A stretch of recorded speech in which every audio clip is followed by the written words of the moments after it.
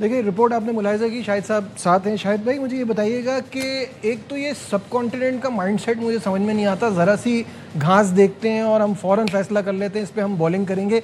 चलें आप ये फैसला कर भी लेते हैं तो फिर बॉलिंग आपकी ऐसी लीथल होनी चाहिए, ऐसी डेडली होनी चाहिए कि आप सामने वाली टीम को जल्दी आउट कर सकें। पहली इनिंग में भी यही हुआ, दूसरी इनिंग में भी अब यही चल रहा है कि हमसे शांतु मैनेज नहीं हो रहे, हमसे मोमिनुल हक मैनेज नहीं हो रहे। कैसा देख रहे हैं आप पहले तो ये फैसला? देखें, टीम मैनेजमेंट इतने अच्छे अच्छे लोग हैं, अक्लमंद लोग हैं, कप्तान अक्लमंद है, इन्होंने मिसरीड किया है पिच को। घास दिखावे की होती है, धोखा होती है सब कॉन्टिनेंट में। वो घास जो नवंबर, दिसंबर, जनवरी में अगर लगी होगी तो वो वेदर से जलेगी नहीं, वो तो स्टैंड करती है। लेकिन मई के सख्त तपती गर्मी में ढाका में अगर घास लगा भी दी तो वो एक आध घंटे के बाद जल भुस के राख हो जाती है और उसके ऊपर बिल्कुल बैटिंग पैराडाइज।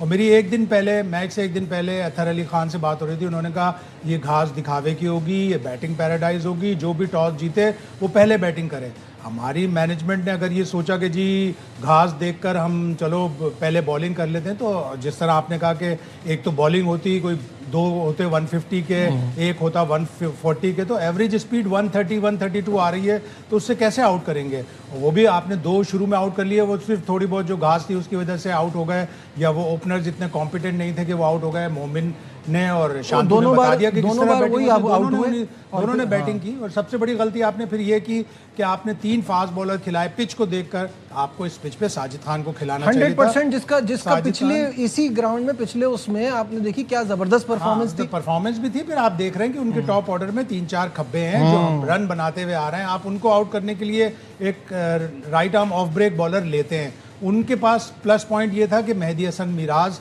ना सिर्फ 2-3 सेंचुरियां बना चुका है, अच्छा ऑलराउंडर है, 200 प्लस उसकी विकेटें भी हैं, इसलिए उन्होंने 3 फास्ट बॉलर खिला लिए। आप 3 फास्ट बॉलर खिला रहे हो, अगर आप तीसरा फास्ट बॉलर खिला रहे थे तो पहला राइट खुर्रम शहजाद का बनता था, हसन अली का बिल्कुल भी नहीं बनता। हसन अली अभी T20 की परफॉर्मेंस पे अगर आप उसे खिला रहे हैं तो बिल्कुल गलत है। शाहीन शाह अफरीदी भी अभी T20 के मोड में है। अब्बास एक real out and out red ball bowler है जिसने दिखाया भी, ऑल्दो उसकी बेचारे की पेस नहीं है, लेकिन वो फिर भी करता है, सीम से फिर भी आउट कर लेता है। ये जो हसन अली आखिरी 8 टेस्ट मैच में 8 टेस्ट मैच की 16 इनिंग्स में सिर्फ 8 आउट हैं। 10 इनिंग्स उसकी ऐसी हैं जिसमें कोई भी विकेट नहीं है।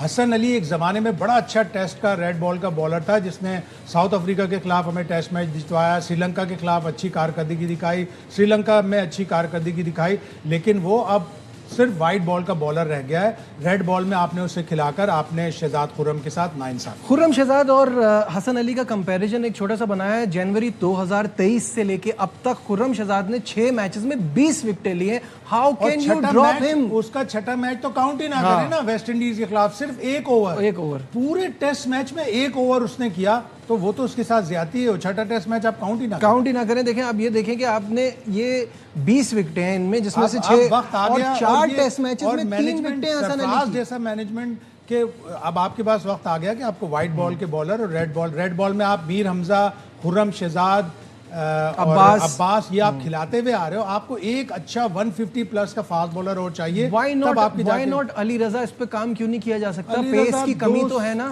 हाँ, थोड़ा जल्दी हो जाता, लेकिन वो भी 2 सीजन से खेल रहा है। जिस तरह 2 सीजन बाद आप अजान ओवैस को लेके आए, क्रेडिट है उन सारे सेलेक्टर्स को जिन्होंने पहले सीजन की बुनियाद पर अजान ओवैस को नहीं डाल दिया।